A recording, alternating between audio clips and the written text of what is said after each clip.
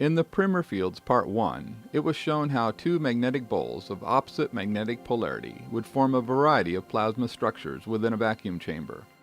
The color and shape of these plasma structures were clearly determined by the following factors: the shape of the magnetic bowls, the spacing and orientation of the magnetic bowls, the type of purging gas that was used, the vacuum level within the vacuum chamber, the electrical voltage used, the polarity of the direct current electricity used in the experiment, and the positioning of the electrodes within the vacuum chamber. All of these factors influence the shape of the plasma formations within the vacuum chamber. In the Primer Fields Part 1, the plasma formations were often shown starting out with long arcs that gradually transitioned into a stable formation. This startup transition was due to a change in the vacuum level alone. Once the vacuum level is stabilized at the correct level for the plasma formation desired, the light emitted by the glowing plasma can be turned off and on instantly. So the electricity is not responsible for the fields that form the plasma formations. The electrical polarity determines how the plasma conforms to the fields, but the fields are not at all formed by the electricity.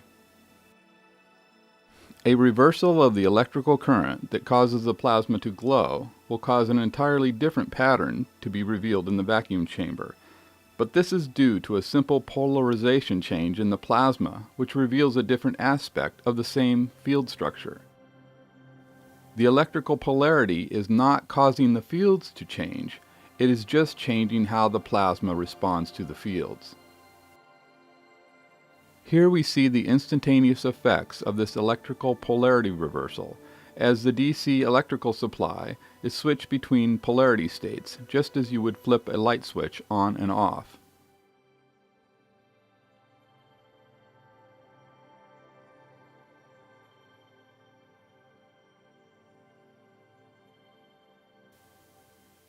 In the Primer Fields Part 1, it was shown how these opposing bowl-shaped magnetic field emitters control the formations of both steel and magnetic balls around the magnetic bowls. It was also shown how 5mm steel balls formed geometric patterns in the nucleus area between the two magnetic bowls.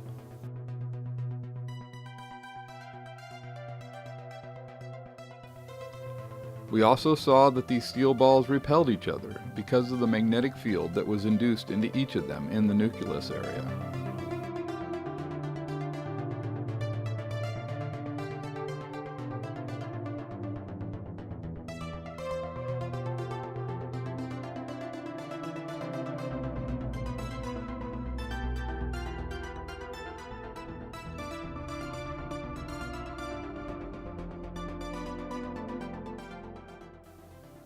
The magnetic bowls also induce magnetic fields into ordinary steel balls both inside the bowls and around the bowls. The induced magnetic fields then cause the steel balls to all repel each other, and at the same time the fields of the magnetic bowls confine the steel balls into organized rings and patterns.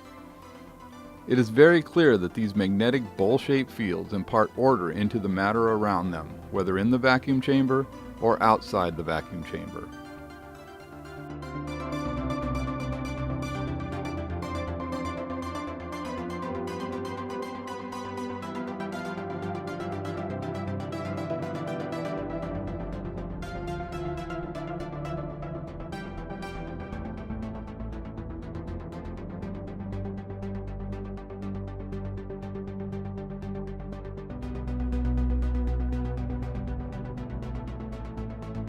It was also shown how one of these magnetic bowls would induce a magnetic field into an ordinary steel ball, which then caused the steel ball to be repelled away from the bottom of the bowl.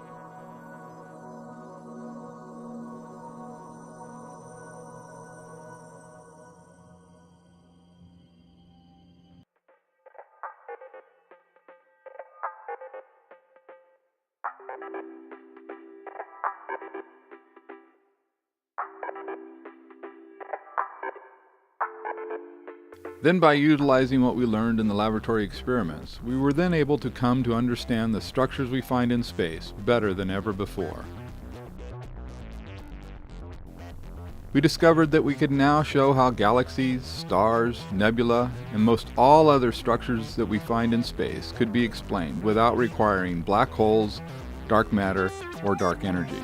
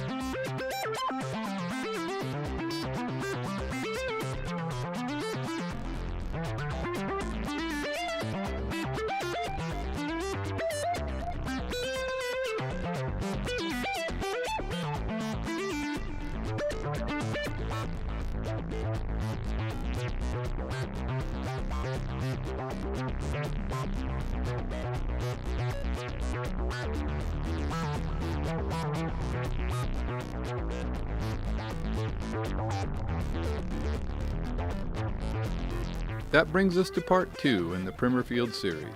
To begin with, we are going to explore the magnetic substructures that are found within these magnetic bowls.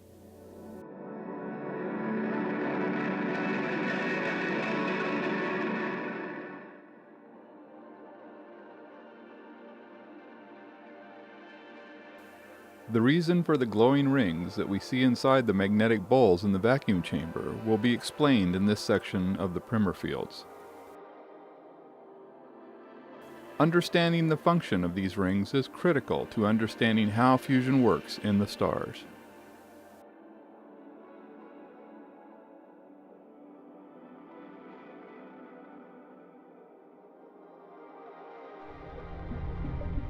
It will also be shown how the bubbles inside the magnetic bowls are caused by magnetic confinement, and how these magnetic bubbles are related to the ejection jets that are emitted from the top of these bubbles.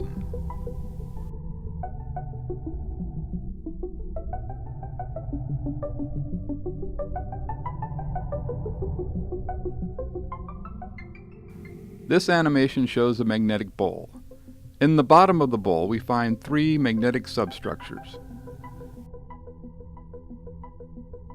Now we will slice the bowl in order to get a better view of these magnetic substructures.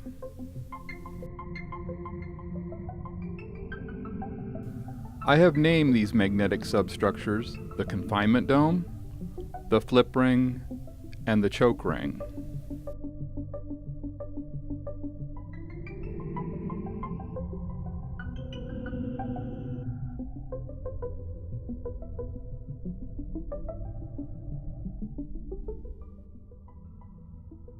A regular compass is much too large to properly map the fields within the magnetic bowls, so a much smaller magnetic compass was fabricated to map the fields in and around the magnetic bowls.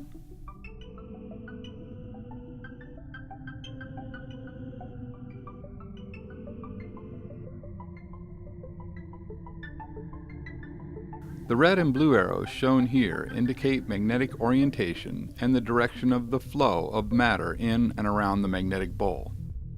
The red arrows indicate magnetic north, and the blue arrows indicate magnetic south.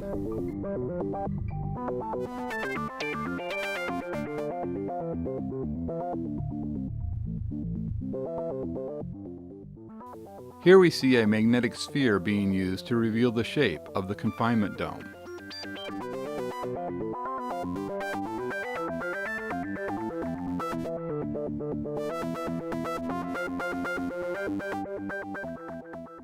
Here we see a string of magnets being used to show the magnetic field lines in and around the magnetic bowl.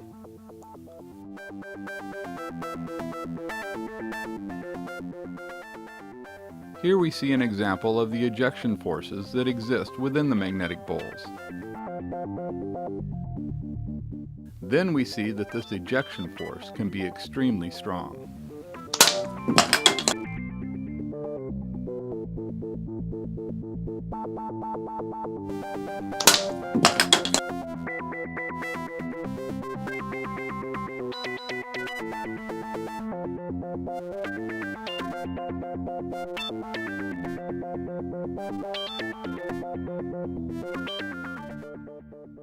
So just as we see in the plasma experiments in the vacuum chamber, we see that these ejection jets start at the top of the confinement dome and shoot out of the bowl in line with the axis of the bowl.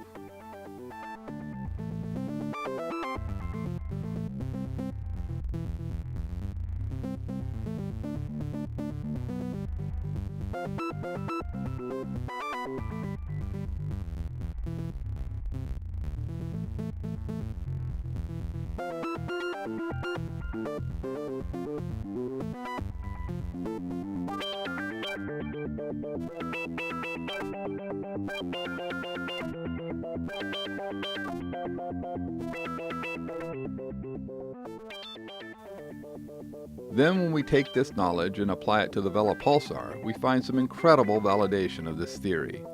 Notice how perfectly the bowl shape, flip ring, and ejection jets all match with the structure of the Vela pulsar.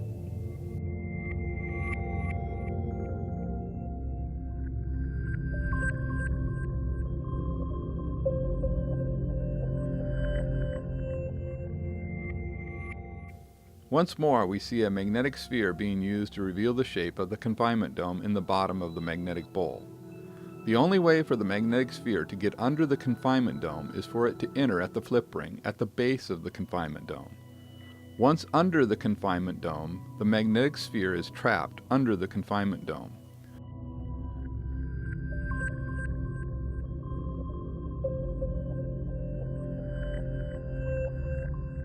If the magnetic sphere is forced above the confinement dome, we see that it is ejected up and then once again held above the confinement dome by the magnetic forces within the bowl.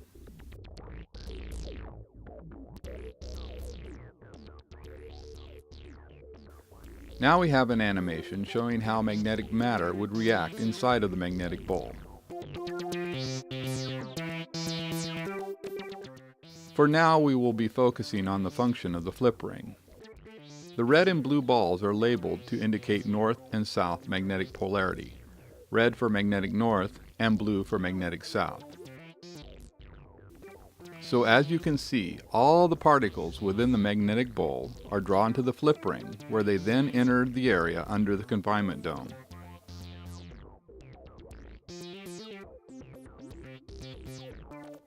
Notice how at the flip ring the balls flip magnetic orientation. That is why I call it the flip ring, because it flips the magnetic orientation of the matter passing through it.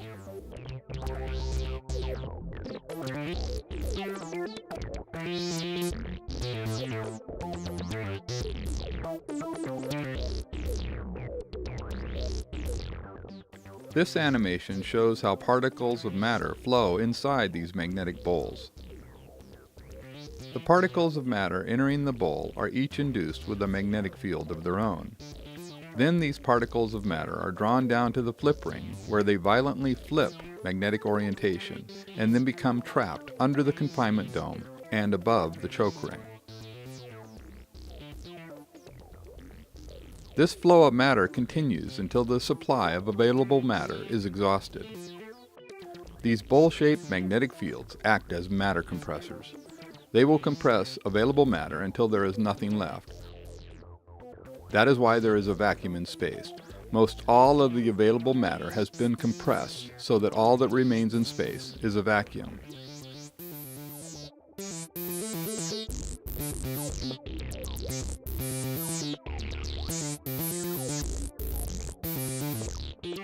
Now we will take a look at the function of the choke ring.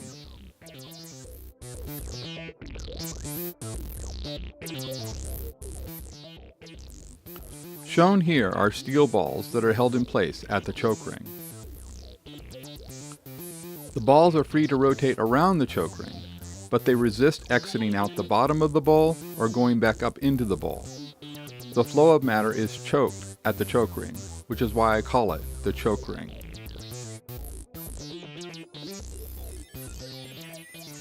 The choke ring in the bottom of the blue bowl, or the south magnetic bowl, functions exactly the same, except the magnetic polarity of the choked matter is reversed.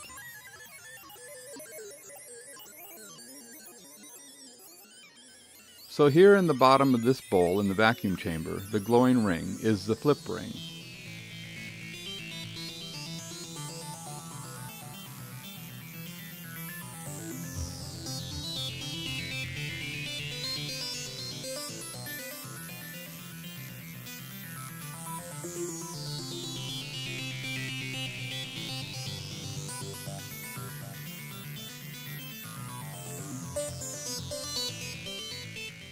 In this view, we see how the flow of plasma is choked down as it goes through the hole in the bottom of the bowl. This is the choke ring at work, confining the plasma magnetically into a narrow stream.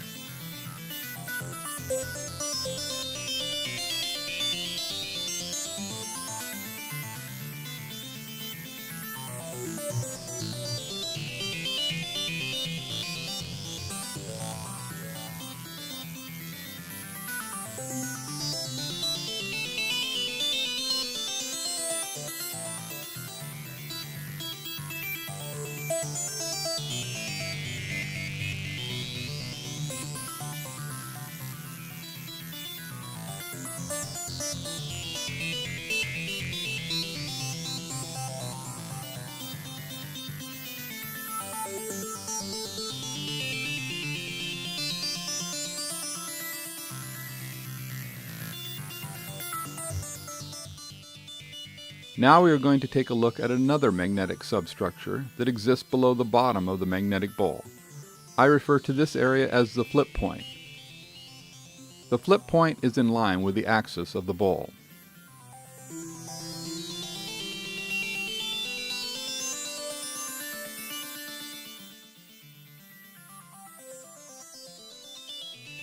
Here we see the microcompass being used to show how the flip point flips the magnetic orientation of matter at the flip point. Past the flip point, matter is held away from the bottom of the bowl, but inside the flip point, matter is drawn into the bottom of the bowl.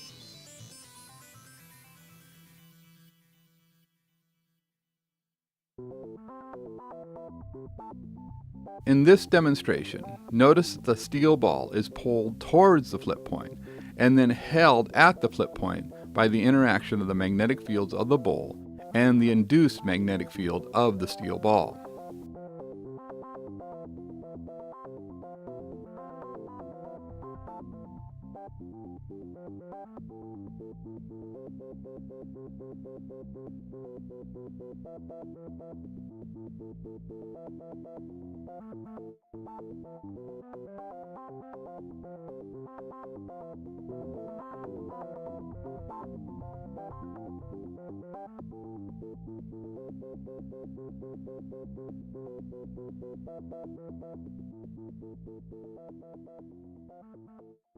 This flip point repulsion is the reason we see the ejection of matter from the bottom of the Vela pulsar.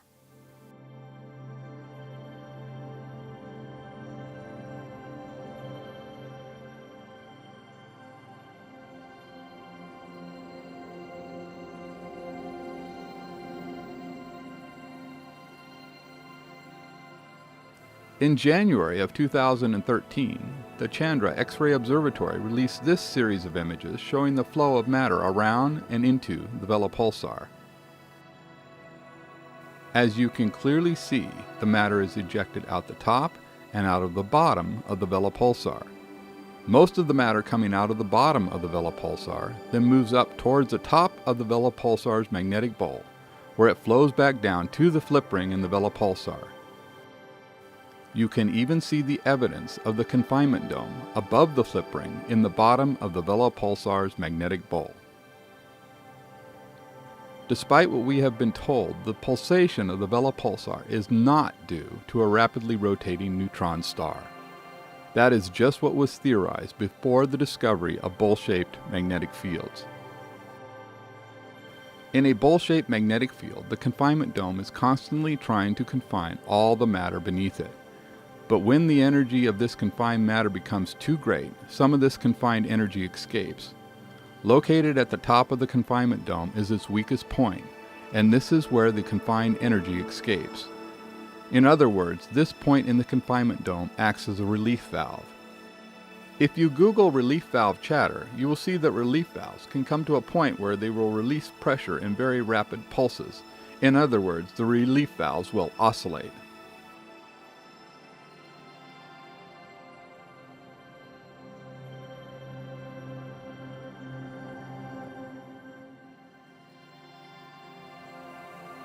Since the confinement dome is acting as a relief valve, it can come to a state where it is rapidly pulsing as it releases a burst of energy and then closes again, cutting the flow of energy being released.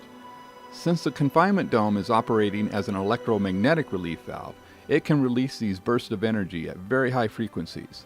So pulses of energy can be rapidly released and then stopped immediately by this action of the confinement dome.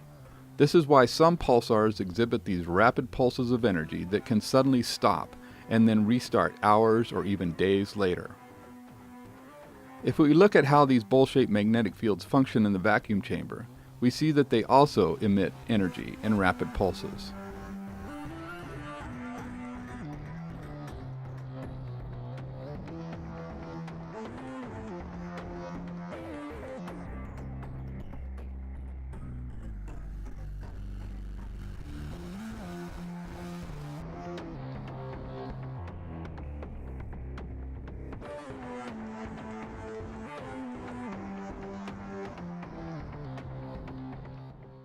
In the ejection jet of HH-111, we can see very definite pulses in the matter ejected.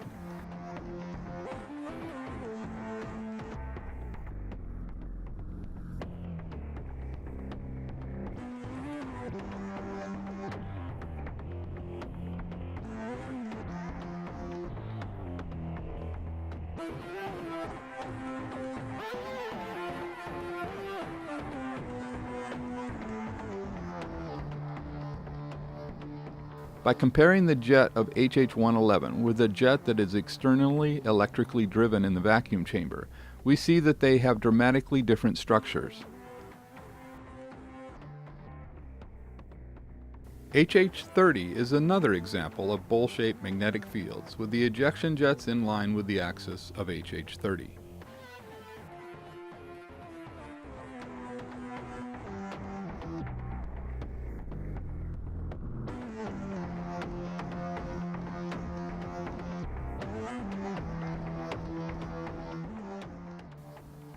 The externally electrically driven plasma jet, as shown in the lower image, is very steady and it fades gradually, whereas the jet of HH-111 has dramatic pulse formations and a sudden cutoff at the tip.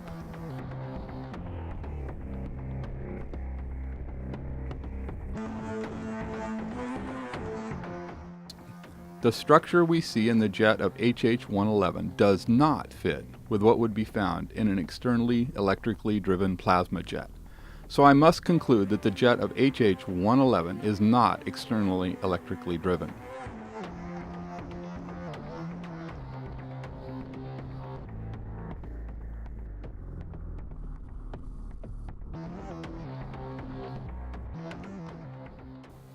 This same logic would apply to the jet of M87. This jet is not a continuous structure that would be expected if this was truly externally electrically driven, as the jet on the right is. But we do see the common overall shape of the jets due to the shared magnetic bowl structure responsible for the jets in both M87 and the jets in the vacuum chamber. As we examine the Crab pulsar, we see that it is also easily explained with a bowl-shaped magnetic field. Here we can see the knot-like pulses that are emitted by the magnetic bowls in the vacuum chamber. Also notice how the plasma is choked down by the choke ring as it flows up into the upper bowl.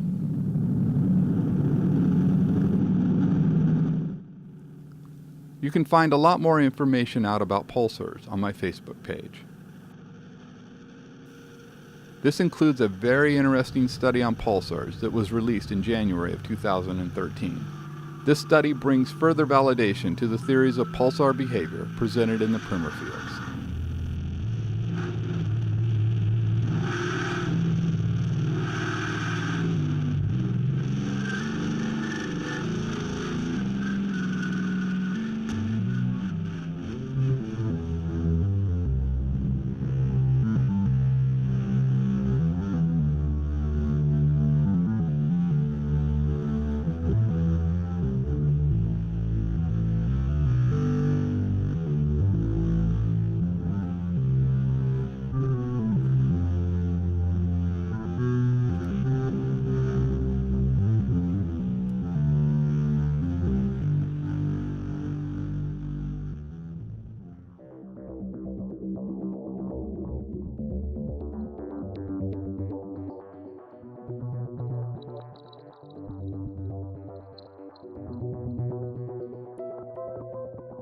Now we are going to look at supernova remnants. Supernova remnants are all that are left of a star after it explodes or goes supernova.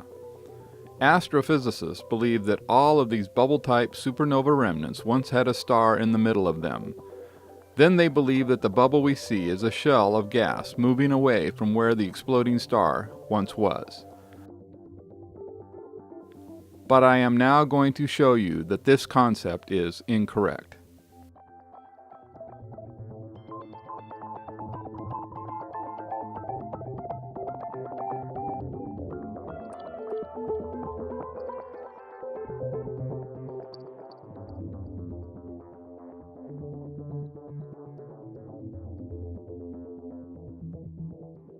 So we need another explanation for what formed these bubble-type supernova remnants.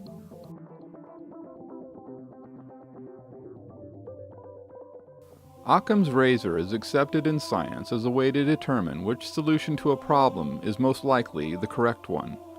The goal when using Occam's razor is to provide the simplest solution possible.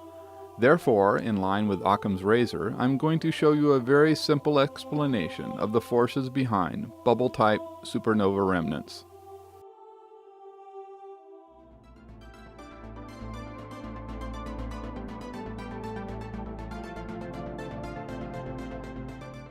The solution you are about to see would apply to all bubble-type supernova remnants, as well as many other bubbles that are observed in space. As you may have expected, the solution is found in bowl-shaped magnetic fields. So here again we see the confinement dome, the flip ring, and the choke ring.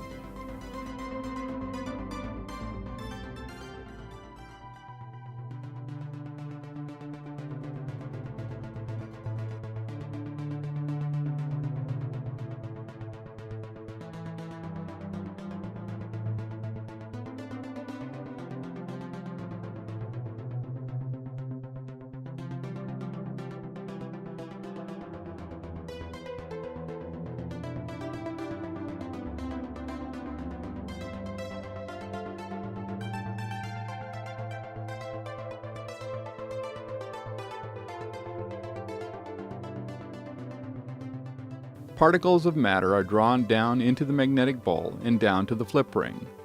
The particles of matter flip magnetic orientation at the flip ring and then become trapped under the confinement dome.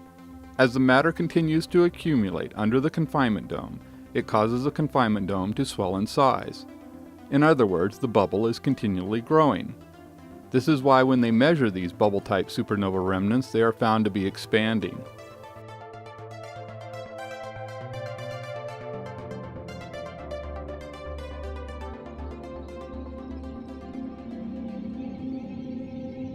Notice the lip at the bottom of Tycho's supernova remnant. This is where the flip ring is located.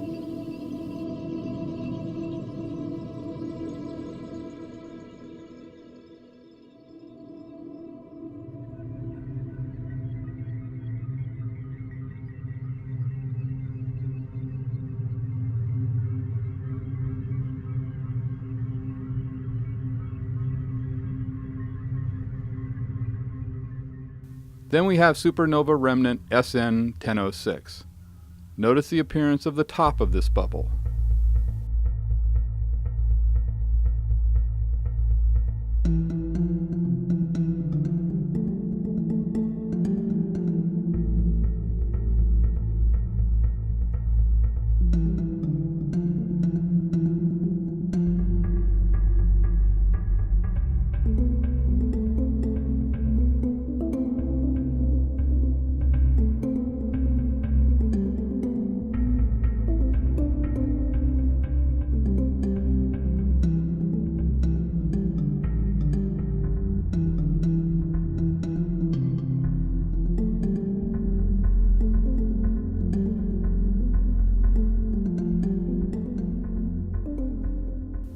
Notice the axial formation up through the middle of this supernova remnant.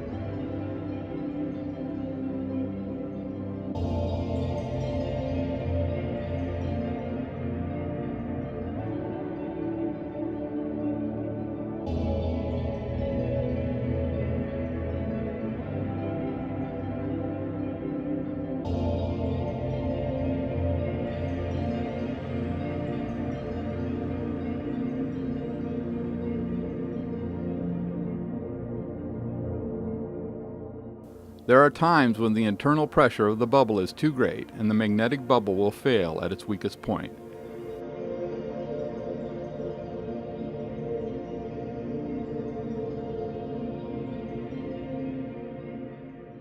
The choke ring may also allow some matter to escape out of the bottom of the bowl.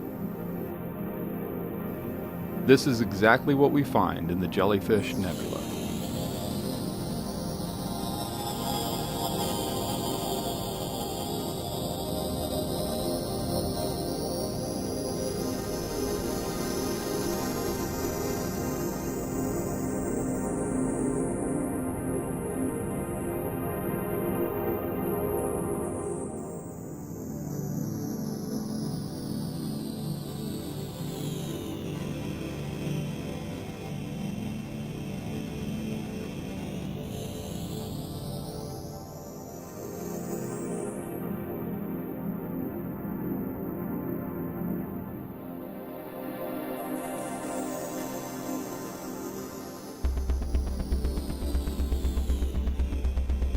Scientists have studied supernova remnants with a wide variety of instruments. When you carefully check all this data, you will find that it all conforms to the theories of supernova remnant formation presented in the Primer fields. One of the most thoroughly studied supernova remnants is SN 1006.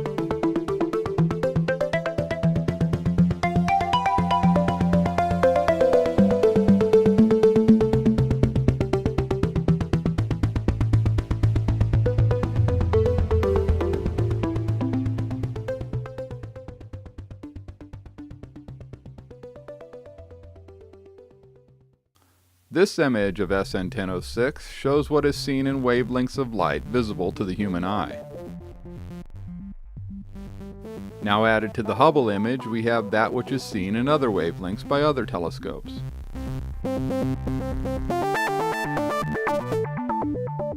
Where the magnetic field is the strongest is at the choke ring, and this is also where matter is compressed to the greatest density.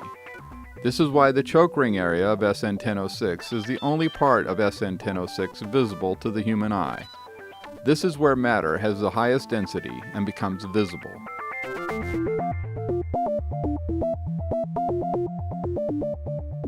Notice that other images of SN1006 and other wavelengths also conform to the structure that would be expected within a bubble formed by a bowl-shaped magnetic field.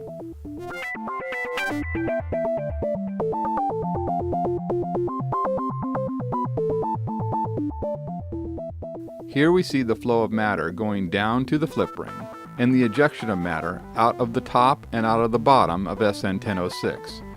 Notice that this matches the flows that we saw earlier in the Vela pulsar.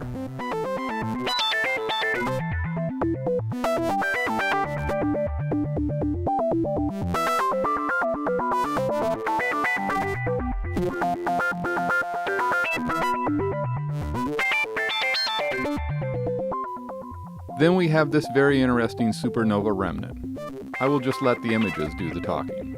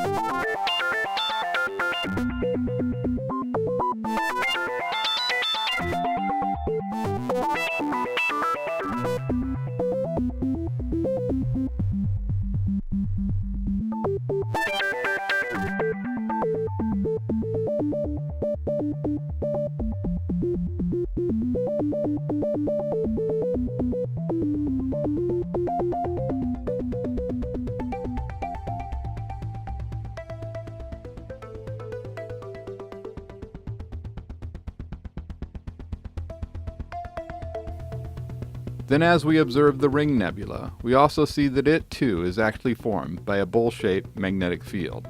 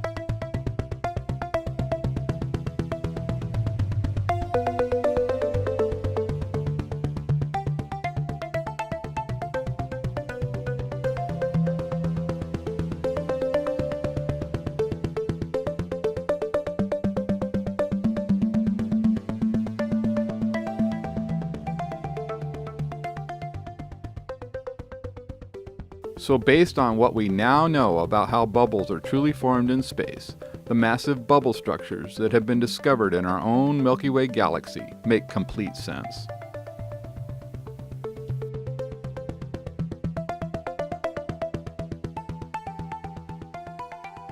Then we have this new study that I just received this morning, which also confirms the theories presented in the Primer fields. The magnetic nature of our universe is undeniable.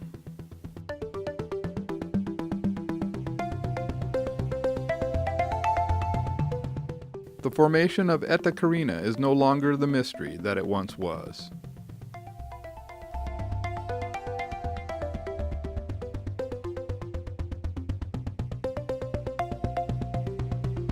The Eskimo Nebula is also easy to understand once you realize that it too is formed by bowl-shaped magnetic fields.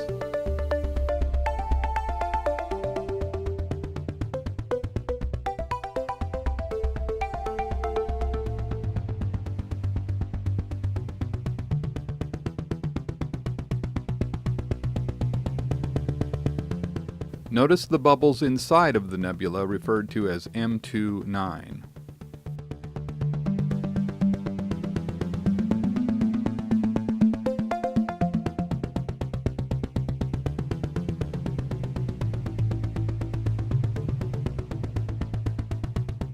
So now that you know the patterns to look for, you will see that there are many confirmations of the Primmerfield's theories found throughout the universe.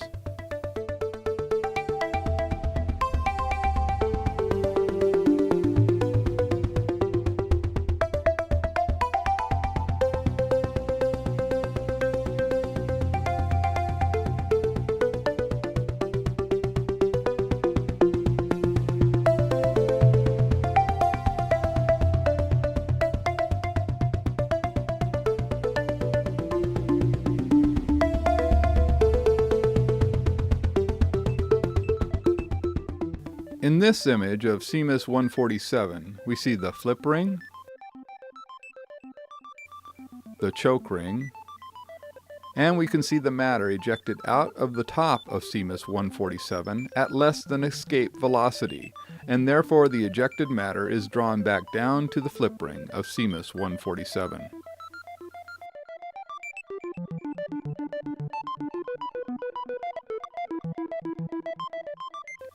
In this image of the Rosette and Cone Nebula, we can find 3 magnetic bowls with bubbles in the bottom of them. There is one bowl on the right,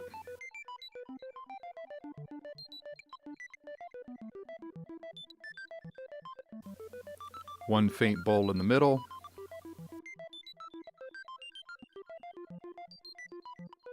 and of course the large bowl with the bubble in the bottom that we see here.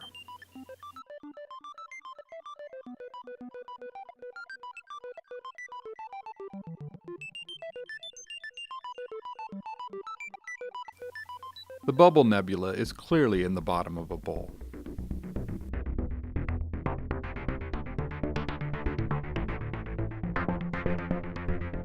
Then active galaxy NGC 4438 is shown here with the bubble that it contains.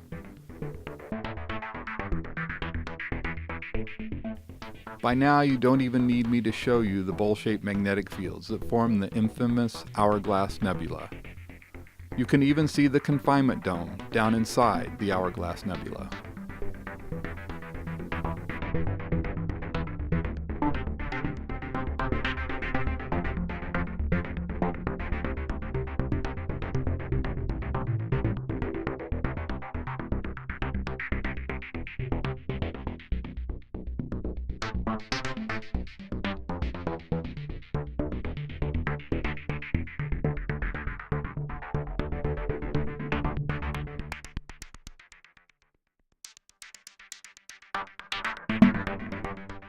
So let's review the basic structure inside these bowl-shaped magnetic fields.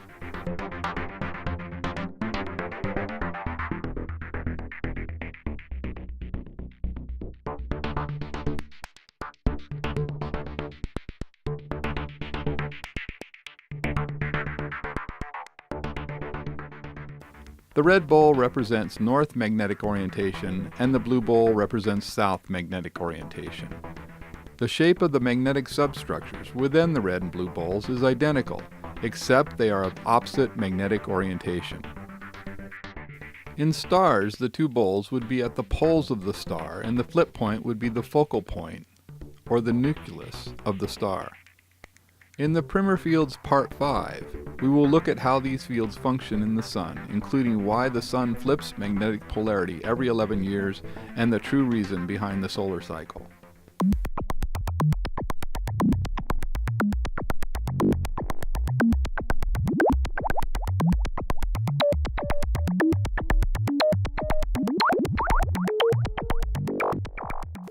Notice that in the vacuum chamber experiments, you can see that there is a brighter inner magnetic bubble in the middle of the outer magnetic bubble. In other words, there is a bubble within a bubble.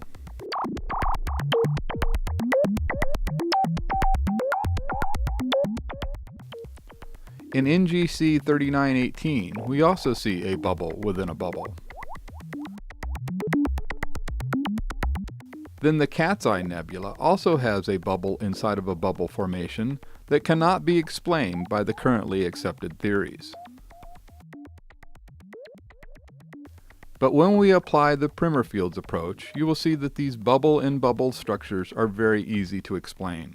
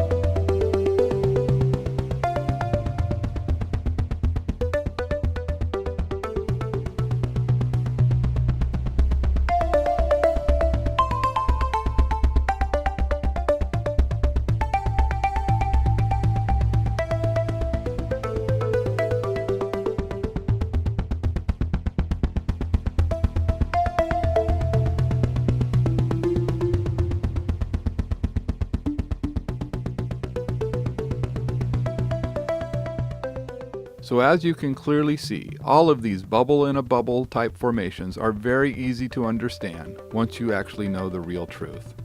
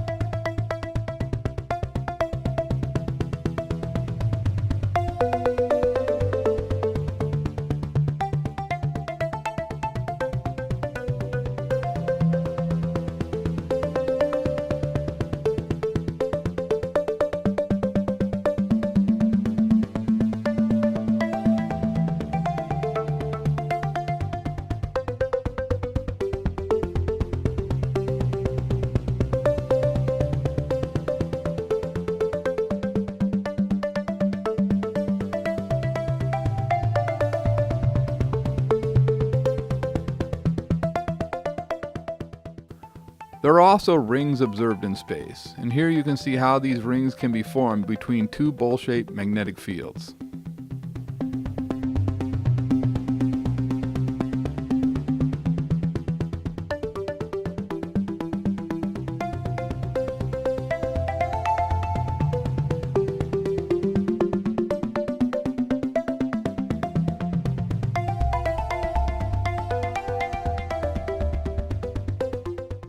Then we see again how the Red Square Nebula could be formed between two bowl-shaped magnetic fields.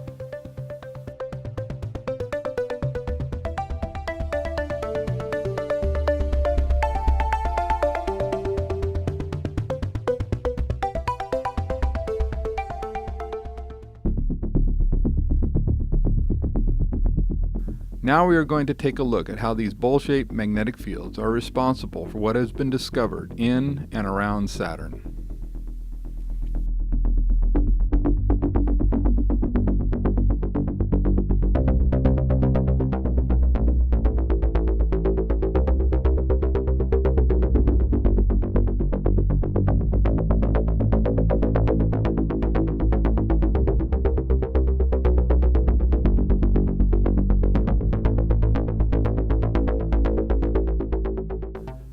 Saturn's rings are so pronounced because the rotational axis and the magnetic axis of Saturn are exactly aligned with each other.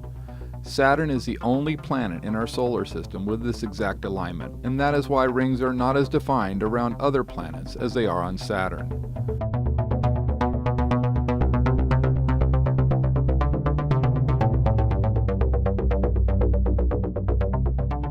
The rings around Saturn are held in place by the bowl-shaped magnetic fields, just as the disk of plasma is in the vacuum chamber experiments.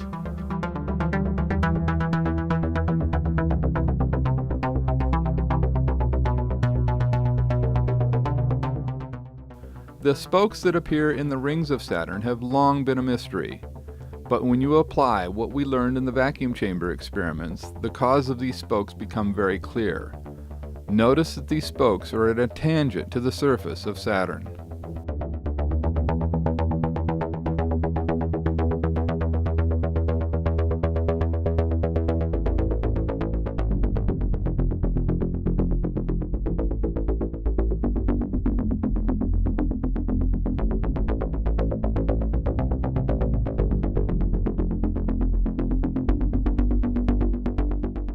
Notice how the burst of plasma emissions from the center of the vacuum chamber are also at a tangent to the rapidly rotating core in the vacuum chamber. When we overlay the vacuum chamber video with the images of Saturn and its rings, the solution to the source of the spokes in Saturn's rings becomes obvious.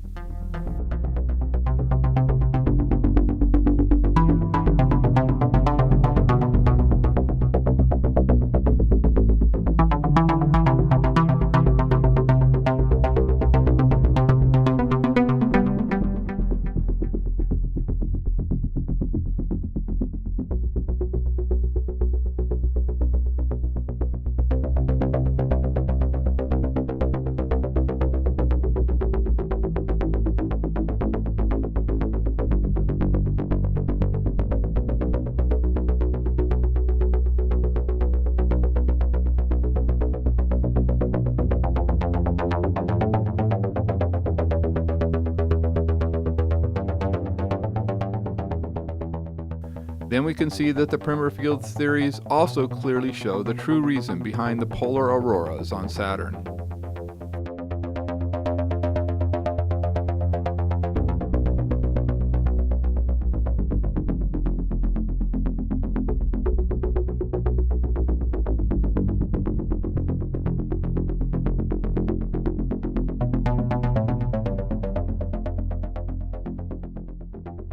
Shown here is the basic magnetic field structure that exists around Saturn.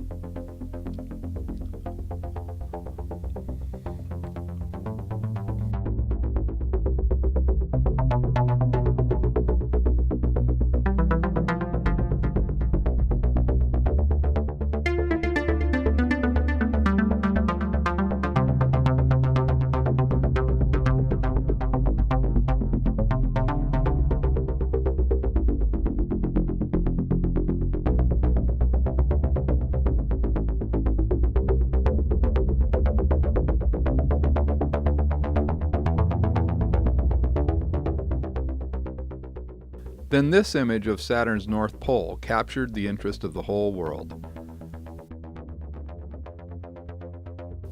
But it's not really that difficult to explain once you understand the theories and concepts presented in the Primer Fields.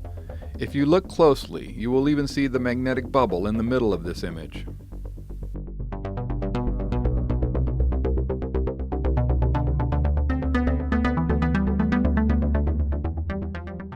Then, of course, we have the intriguing hexagonal pattern seen in the pole of Saturn.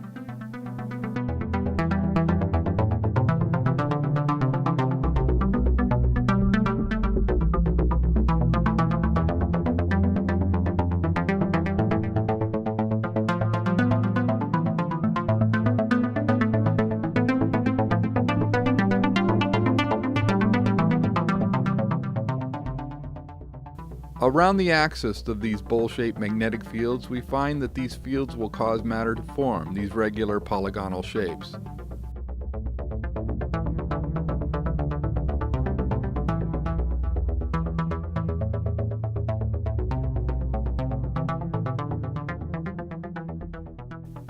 In the ring of steel balls around the nucleus in this image, we also see this polygonal effect. So as you can see, most all of the mysteries of Saturn are very easy to explain when you apply the theories that you have learned in the Primer Fields.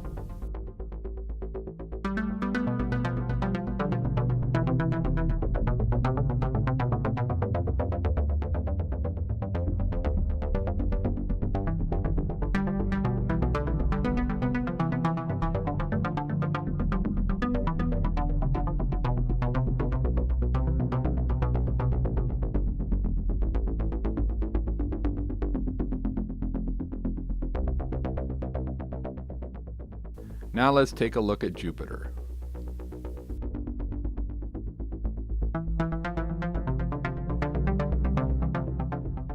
Here we see that Jupiter's magnetic axis and rotational axis are not quite aligned, and that is why the rings of Jupiter are not as pronounced as the rings around Saturn.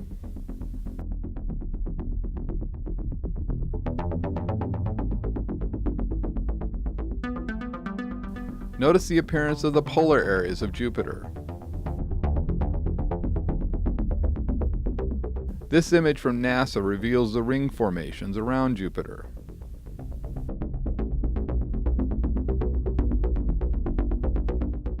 These views of the poles of Jupiter reveal very organized patterns about its axis.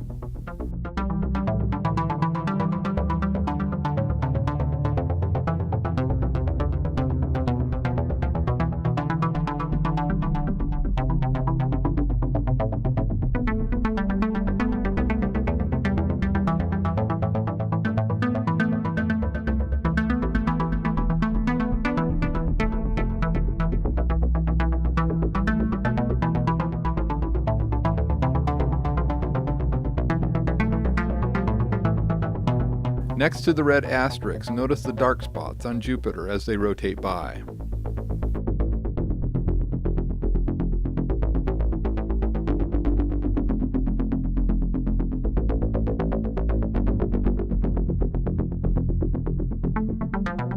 Now notice these same type of flows on the bowls in the vacuum chamber. You can see the fingers of plasma on the lower bowl in this image.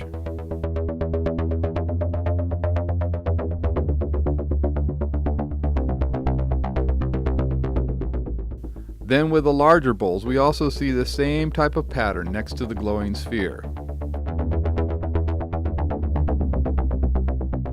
So by applying the theories presented in the Primer Field series, we can see that we now have a very logical explanation for the patterns that we observe on the surface of Jupiter.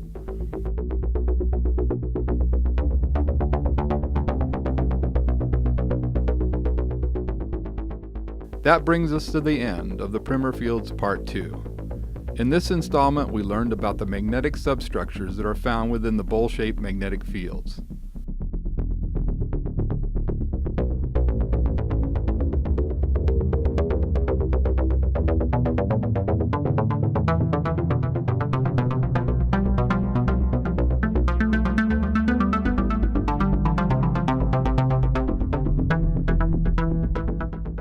You learned about how ejection jets truly function.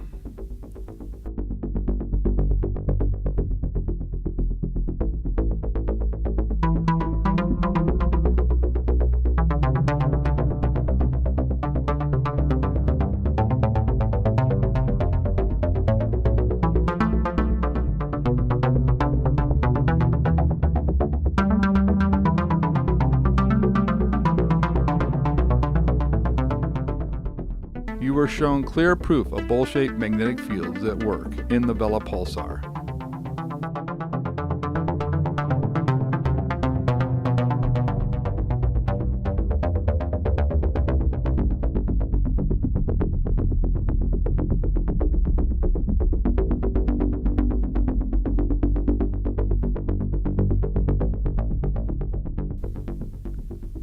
The forces at work in bubble-type supernova remnants were also revealed.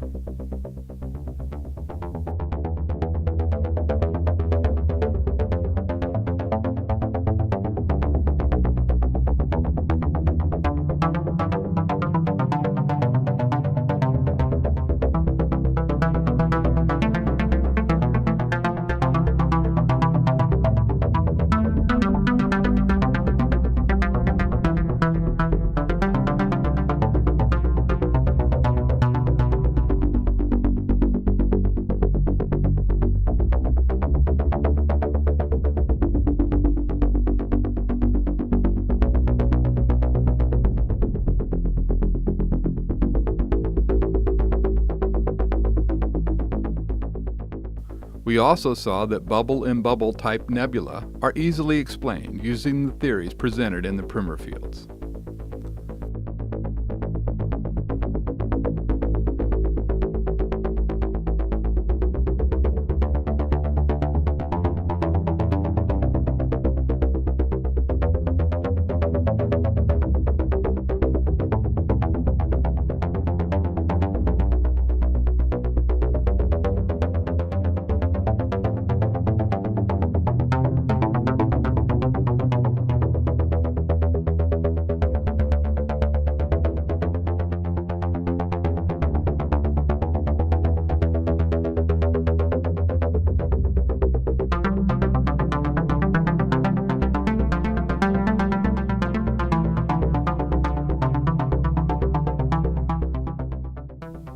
Then we ended with a brief discussion of the forces at work in and around Saturn and Jupiter.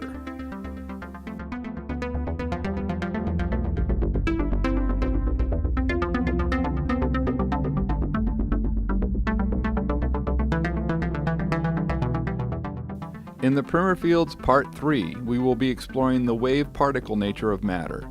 This will include an in-depth examination of light and the reason it exhibits the dual nature that we find in the infamous double-slit experiment.